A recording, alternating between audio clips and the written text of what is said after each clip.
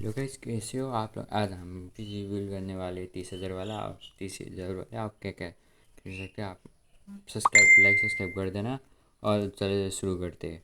आप ले सकते हैं Zebronics J256 special gen 3.0 with 1900 Mbps speed है इसमें। आप खरीद सकते हैं।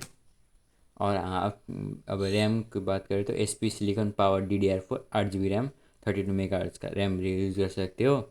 अब आपका क्या खरीदो। और RX 580 DDR5 8 GB रैम है और 2 डिस्प्ले पोर्ट है। अब पावर सप्लाई यूज़ करने सर्कर जी raw power supply 550 gaming power supply 880 plus bronze certified. और कैबिनेट यूज़ करने Zebronics mid tower cabinet multi colour fan with स्टिप एक्रेट ग्लास साइड। आप उसमें साइड एक्रेटिक ग्लास मिल सकते हैं आप। और आप यूज़ कर सकते हो MSI S610 DDR4 2x2